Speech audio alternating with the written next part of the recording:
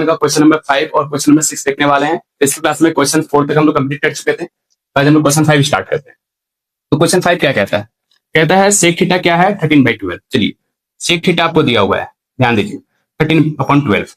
आपको पता करना सेक का क्या होता है। सेक का होता है h/b, हाइपोटेनस अपॉन बेस। मतलब h हमारा 13 है, बेस हमारा 12 है, परपेंडिकुलर नहीं दिया हुआ, तो परपेंडिकुलर निकाल लेंगे। पहले फिगर बना लेना है इसका। फिगर क्या कहते हैं, ड्रॉ कर लेते हैं। चलिए, ये हो गया हमारा सेक थीटा का बात किया है, तो ए लेते हैं, इसे बी और इसे सी ले लेते हैं।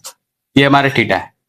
चलिए ध्यान दीजिए, ये थीटा है तो इसका ऑपोजिट साइड परपेंडिकुलर, परपेंडिकुलर ये हो जाएगा, ये बेस होगा, ये हाइपोटेनस होगा। बेस आपको कितना है? 12 है। हाइपोटेनस कितना है? 13 है। परपेंडिकुलर नहीं दिया है, तो परपेंडिकुलर फाइंड कर लेते हैं। क्या होता है Pythagoras formula, h² = p² + b²। h कितना है? 13, 13 का स्क्वायर। p कितना है? नहीं मालूम, ये bc है हमारा, p का स्क्वायर, p तो निकालना ही है। बट बेस कितना है हमारा? 12। तो 13 का स्क्वायर कितना होता है? 169 होता है, इक्वल टू p² + 12²। 169, ये प्लस 12, मतलब ये क्या है? 12 का स्क्वायर है ना, सॉरी 12 का स्क्वायर कितना हो जाएगा? 144 होगा। क्या होगा? 144 हो जाएगा। ये प्लस 144 जाके minus 144 equal to p²। 25 equal to p²। तो p इक्वल टू √25 हो जाएगा। अब जैसे कि 25 किसका होता है? सबको पता है 5 का होता है। किसका होता है?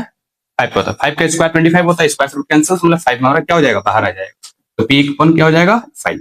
तो p का वैल्यू मिल गया, मतलब परपेंडिकुलर में 5 मिल गया, मतलब bc कितना मिल गया? 5।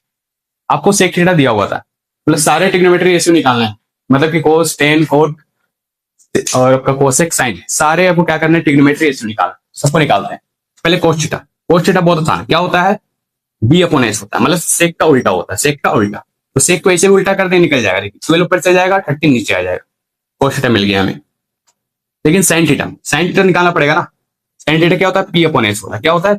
p कौन था?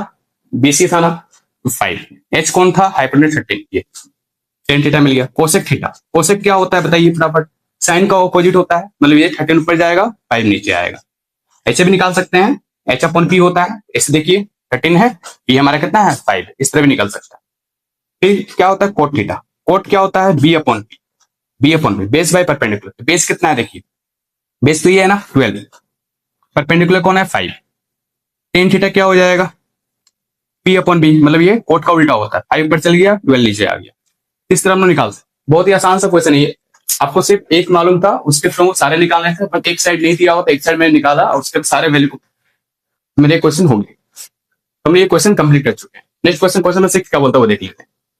क्वेश्चन 6 भी क्या कह रहा है कि if angle A equal to angle B, angle जो ए है वो एंगल बी के बराबर है।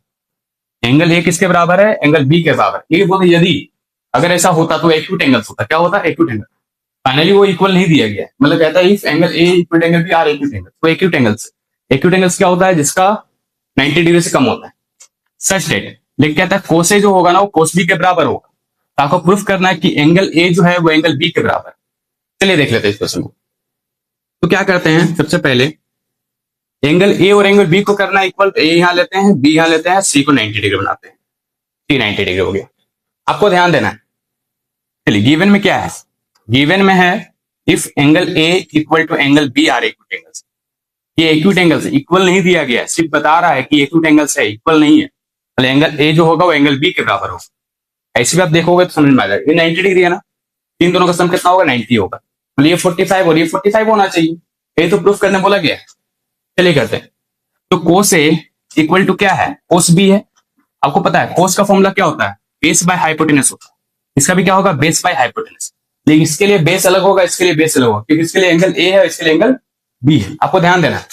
पहले ए को देखिए, कोस ए का बात हो रहा है, तो ए का ऑपोजिट साइड परपेंडिकुलर, ये परपेंडिकुलर है ना, फिर इसके लिए परपेंडिकुलर ये हो जा रहा है। तो बेस कौन होगा? ये होगा। हाइपो ये हो जाएगा। तो बेस कौन है हमारा? एसी। कौन है? एसी। हाइपो कौन है? एबी। चलिए क्लियर। अब देखिए कोस बी, अब बी को एंगल देखना है। बी का ऑपोजिट साइड क्या होगा? परपेंडिकुलर, इस पर ये बनेगा। क्या बनेगा? इसके लिए परपेंडिकुलर ये बनेगा, मतलब एसी। परपेंडिकुलर ये बनेगा, तो परपेंडिकुलर लेना नहीं है, बेस लेना है। तो बेस क्या हो जाएगा? ये हो जाएगा हमारा बीसी हो जाएगा। हाइपो तो सेम है, एबी। अब बताइए ये हाइपो जब सेम है तो A B equal to A B है ना, तो ये कैंसिल हो जाएगा। तो एसी इक्वल टू क्या हो जाएगा? बीसी हो जाएगा। क्या हो जाएगा? AC equal to BC.